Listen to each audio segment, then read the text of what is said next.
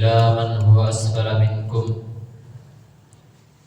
ولا تنظروا إلى من هو فوقكم فهو أجدر ألا تزدروا نعمة الله عليكم متفق علیہ۔ اپنے سے کم نعمت والے کی طرف دیکھو۔ صحیح بخاری اور مسلم کی حدیث ہے، نبی پاک علیہ الصلوۃ والسلام نے فرمایا انظروا الی من هو اسفل منکم، اس آدمی کی طرف دیکھو جو تم سے نیچے ہے، جو تم سے کم تر ہے۔ وَلَا تَنْظُرُوا إِلَىٰ مَنْ هُوَ فَوْقَكُمْ، اور اس آدمی کی طرف نہ دیکھو جو تم سے اوپر ہے۔ فَهُوَ أَجْدَرُ أَلَّا تَزْدَرُوا نِعْمَةَ اللَّهِ عَلَيْكُمْ، اور یہ زیادہ لائق ہے کہ جو تم پر اللہ کی نعمت ہے تم اس کو حقیر نہ جانو۔ اس سے مراد یہ ہے کہ کوئی آدمی ایک مہینے کا 30,000 روپے کماتا ہے، 40 کماتا ہے، اور ایک آدمی 60-70 ہزار، 1,00,000 کماتا ہے، تو جو کم کماتا ہے وہ یہ نہ دیکھے کہ فلاں آدمی وہ تو ایک مہینے کے اتنے کما رہا ہے، مجھ سے زیادہ کما رہا ہے، میں کم کما رہا ہوں۔ اگر یہ ہم سوچیں گے تو جو اللہ کی نعمت ہم پر ہے اس نعمت کے باوجود ہم اللہ کا شکوہ کریں گے۔ اور دوسرے نمبر پہ اگر ہم کسی انسان کے پاس دنیاوی لحاظ سے مال ہے، ہمارے پاس کم ہے،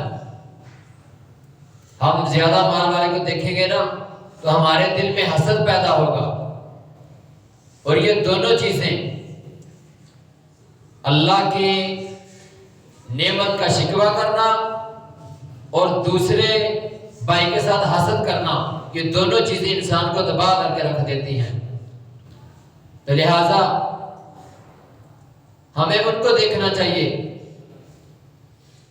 کہ میں دیکھوں کہ میں ایک مہینے کا 25-30 ہزار کماتا ہوں، اور میں اپنے سے نیچے کی طرف دیکھوں، نیچے والے کو دیکھوں وہ مجھ سے کم کماتا ہے، مجھے اللہ کا شکر ادا کرنا چاہیے کہ اللہ نے مجھے اتنی ہمت دی ہے کہ میں اس سے زیادہ کما لیتا ہوں۔ اگر مجھے اللہ نے صحت دی ہے نا تو میں اوپر والے کو نہ دیکھوں، اس کو دیکھوں جس کو اللہ نے جس کے اوپر بیماری کا مسلط کیا ہوا ہے۔ میرے جسمانی اعضاء ٹھیک ہے تو میں یہ دیکھوں کہ جو مجھ سے نیچے ہے، کوئی معذور ہے، کسی کا ہاتھ نہیں ہے، کسی کا پاؤں نہیں ہے، کسی کا ایک کان نہیں ہے، کسی کی آنکھیں نہیں ہے، تو مجھے اللہ کا شکر ادا کرنا چاہیے ہم سب کو کہ اللہ نے ہمیں بہت سی نعمتوں سے نوازا ہے۔ وَلَا تَنْظُرُوا إِلَىٰ مَنْ هُوَ فَوْقَكُمْ، اگر ہم اپنی سے اوپر والے کی طرف دیکھیں گے، جس کے پاس ہم سے زیادہ مال ہے دنیاوی لحاظ سے، اگر ہم اس کو دیکھیں گے ہم اللہ کی نعمتوں کا ناشکری کریں گے اور ہم حسد میں آ جائیں گے۔ تو ہمیں چاہیے کہ ہم اس کو دیکھیں کہ جو ہم سے نیچے ہے دنیاوی لحاظ سے بھی، اور ہمیں جس چیز میں مقابلہ کرنا چاہیے نا وہ دین ہے۔ ہم ایک دوسرے سے مقابلہ کریں کہ یہ فلاں آدمی یہ 4 نمازیں پڑھتا ہے، 3 پڑھتا ہے، 2 پڑھتا ہے۔ ہمیں چاہیے کہ ہم سوچیں، مقابلہ کریں کہ میں نے 5 نمازیں پڑھنی ہیں۔ ایک آدمی 5 پڑھتا ہے تو دوسرا یہ کہے، اس چیز میں مقابلہ کریں کہ یہ 5 نمازیں پڑھتا ہے فرضی، اور میں نے فرضی بھی پڑھنی ہے اور ساتھ نوافل بھی ادا کرنے ہیں، اسی چیز میں ہے۔ اللہ فرماتے ہیں نیکیوں میں ایک دوسرے سے آگے بڑھو، نہ کہ دنیا کے مال میں۔ یہ دنیا کا مال ادھر ہی رہ جانا ہے۔ جب انسان فوت ہوتا ہے نا، ہماری آنکھوں کے سامنے جنازے اٹھتے ہیں، تو میں نے تو کبھی نہیں دیکھا کہ کسی امیر کے پاس قبر میں گاڑی جا رہی ہو، یا کسی امیر کی کفن کے ساتھ کوئی جیب لگا دی گئی ہو جس میں وہ سونا چاندی یا روپیہ پیسہ جمع کر کے قبر میں ساتھ لے کے جا رہا ہو۔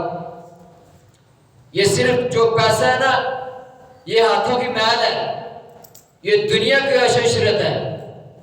جو اصل چیز ہے نا، وہ یہ ہے کہ ہم نیکیوں میں ایک دوسرے کا مقابلہ کریں، ہم نیکیوں میں ایک دوسرے سے سبقت حاصل کریں، نیکیوں میں ایک دوسرے سے آگے بڑھیں۔ ہم نے یہ رستہ چھوڑ دیا، ہماری اب یہ بھاگ دوڑ ہے کہ یہ فلاں کے پاس ایک گاڑی ہے، میں نے 2 لینی ہے۔ یہ کون ہوتا ہے گاڑی لینے والا؟ میں 2 لوں گا۔ کہ فلاں کے پاس 2 گاڑیاں ہیں، میں 4 لوں گا۔ بھائیو، یہ جو مال ہے یہ دنیا میں رہ جانا ہے، کچھ بھی نہیں۔ جب انسان نے فوت ہونا ہے نا، مرنا ہے، تو کچھ بھی ساتھ نہیں جانا۔ صرف جو انسان نے دنیا میں رہ کر کے نیک کام کیے ہوں گے، صدقہ جاریہ کیا ہوگا، صدقہ کیا ہوگا، اس کا ثواب ملے گا۔ صحیح حدیث ہے کہ جب انسان فوت ہوتا ہے نا، تو سارے مال منقطع کر دیے جاتے ہیں، اس سے کاٹ دیے جاتے ہیں۔ 3 اعمال ایسے ہیں جو انسان قبر میں چلا جاتا ہے، پھر بھی ان کا ثواب، ان کا اجر انسان کو ملتا ہے۔ پہلے نمبر پہ صدقہ جاریہ، کسی جگہ پہ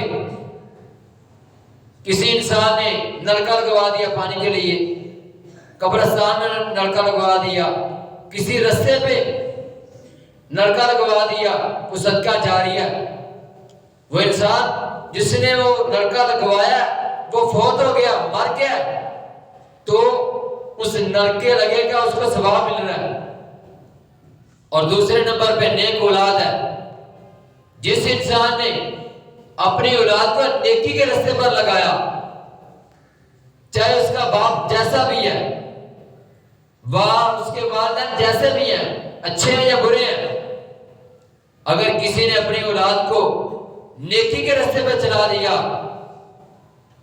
اس کی اولاد نیک ہے، تو جب وہ انسان فوت ہوتا ہے نا، تو اس کی اولاد اس کے لیے اس کی قبر پہ جا کے مسجد میں آ کر کے اللہ کے ہاں اس کے لیے دعائیں کرتے ہیں۔ ربنا اغفر لی ولوالدی وللمؤمنین یوم یقوم الحساب۔ تقریباً ہر نمازی یہ دعا لازمی پڑھتا ہے۔ ہم دعا کہتے ہیں کہ یا اللہ ہمارے والدین کے گناہ معاف کر دے، اللہ ان کا حساب آسان کر دے۔ بھائیو، ہمیں چاہیے کہ ہم بھی ایسے کام کر کے جائیں کہ جس کا فائدہ، جن کاموں کا اجر ہم دنیا سے چلے جائیں، ہم قبر میں چلے جائیں تو ہمیں ان کا اجر ملے۔ ایک آدمی تھا نا، اس کا چھوٹا سا بیٹا تھا، تو اس نے اپنی بیوی کو بولا کہ اس کو نا دین کا پڑھانا ہے، قرآن پڑھانا ہے۔ تو وہ آدمی مر گیا، فوت ہو گیا، اس کا بیٹا چھوٹا ہے، تھوڑا سا بڑا ہوا، اس کی بیوی نے اس کے بیٹے کو مسجد میں بھیجا، مدرسے میں داخل کروایا، اور چھوٹے سے بچے نے اپنی توتلی زبان سے بسم اللہ پڑھا۔ ابھی بسم اللہ پڑھی ہے تو اس آدمی کو عذاب ہو رہا تھا، اس کے والد کو، وہ اس کا عذاب روک دیا گیا۔ وہ پوچھتا ہے یا اللہ میرا عذاب روک کیوں دیا گیا ہے، عذاب مجھ سے ہلکا کیوں کر دیا گیا ہے؟